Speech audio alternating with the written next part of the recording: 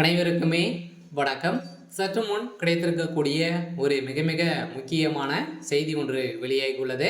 சற்று முன் 2G வழக்கில் ராசாவுக்கு நீதிமன்றம் இறுதி தீர்ப்பு 7 ஆண்டு சிறை தண்டனை விதித்தது. இது மாதிரி பார்த்தீங்கன்னா செய்திகள் வெளியாகிருக்கு. ஏற்கனவே 2G வழக்குல பார்த்தீங்கன்னா பரபரப்பான ஒரு தகவல் தான் பார்த்தீங்கன்னா இப்போ வெளியாகிருக்கு சொல்லலாம் நீதிமன்றத்தில். இன்று விசாரணைக்கு நேற்று பார்த்தீங்கன்னா நடைபெற்று இருந்த நிலையில் தான் பார்த்தீங்கன்னா அதிரடியாக 2G வழக்கில் சிக்கிய அமைச்சர் ராசா அவர்களும் எம்பி கனிமொழி அவர்களும் பார்த்தீங்கன்னா இருவருமே பார்த்தீங்கன்னா இருவருக்குமே நீதிமன்றம் வழங்கக்கூடிய தீர்ப்பால் இப்போ அவங்க அப்பீல் செய்த மனுவின் அடிப்படையில் பார்த்தீங்கன்னா இதில் நிறைய ஏற்கனவே பார்த்தீங்கன்னா இந்த 2G வழக்கில் ராசாவுடைய நண்பராக இருந்த சாதிக் பாஷா அவர்களும் பார்த்தீங்கன்னா திடீர்னு மரணம் அடைந்த சம்பவம் தான். இதில் மர்மங்கள் இருக்குது அப்படின்ற மாதிரி தொடரப்பட்ட வழக்கின் அடிப்படையில் ஏற்கனவே மிகப்பெரிய பிரச்சனைகள் தான் ராசா அவர்களும் சிக்கியிருந்தார். இதைத் தொடர்ந்து தான் நீதிமன்றத்தில் இப்போ இந்த விசாரணை வந்திருக்கக்கூடிய நிலையில் தான் பார்த்தீங்கன்னா இப்போ நீதிமன்றத்தில் இப்போ பார்த்தீங்கன்னா ஆல்ரெடி ராசா அவர்களுக்கு இறுதி தீர்ப்பாக தான் வழங்கியிருக்காங்க. சொல்லலாம் இவருக்கு 7 ஆண்டு சிறை தண்டனை விதிக்க போகிறதாக கொடுக்கக்கூடிய செய்தி வெளியாயிருக்கு. அவருடைய வழக்கு மீண்டும் பார்த்தீங்கன்னா மார்ச் 18ஆம் தேதி விசாரணைக்கு எடுத்துக்கொள்ள போகுது. அதுக்குள்ள பார்த்தீங்கன்னா கூடிய விரைவில் ராசா அவர்கள் கைது செய்யப்பட போகிறாரு.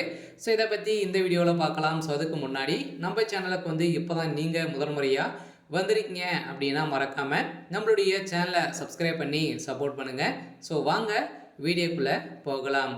பார்த்தீங்கன்னா பரபரப்பாக திமுகவுடைய 2G வழக்கில் ராசா கனிமொழி விடுதலைக்கு எதிராக தொடரப்பட்ட மனுவின் அடிப்படையில் பார்த்தீங்கன்னா இப்போ அதிரடியாக மீண்டும் வசமாக சிக்கியிருக்காங்க.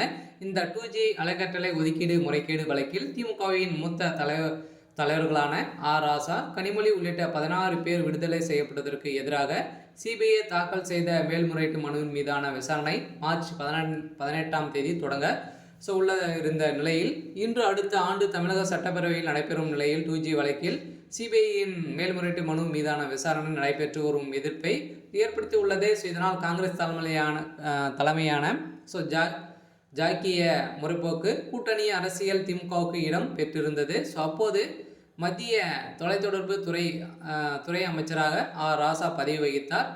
ராசாவின் பதவிக்காலம் 2G அறக்கட்டளை ஒதுக்கீட்டில் முறைகேடு செய்ததால் மத்திய அரசுக்கு ரூபாய் 1.76 லட்சம் கோடி பார்த்தீங்கன்னா இழப்பீடு ஏற்பட்டதாக தொடரப்பட்ட வழக்கின் அடிப்படையில் திடீர்னு பார்த்தீங்கன்னா 2G வழக்கில் ராசாவுடைய நண்பராக இருந்த சாதிக் பாஷா மரணம் அடைந்த சம்பவம். இதன் அடிப்படையிலும் இதில் நிறைய மர்மங்கள் இருக்குது அப்படின்ற மாதிரி தான் தொடரப்பட்ட வழக்கில் இதில் கனிமொழி அவர்களும் முக்கிய புள்ளியாக இருக்காங்க. இதை தொடர்ந்து 16 பேர் கைது செய்யப்பட்டிருக்கக்கூடிய நிலையில் டெல்லி திகார் சிறையில் அடைக்கப்பட்டிருந்த நிலையில் மீண்டும் விடுதலை செய்திருந்த நிலையில் பார்த்தீங்கன்னா இப்போ அதிரடியாக 2G வழக்கில் நீதிமன்றம் ராசா அவர்களுக்கு 7 ஆண்டு சிறை தண்டனை விதிக்க போகிறதாக ஒரு செய்தி வெளியாக இருக்குது. சரி, ஓகே.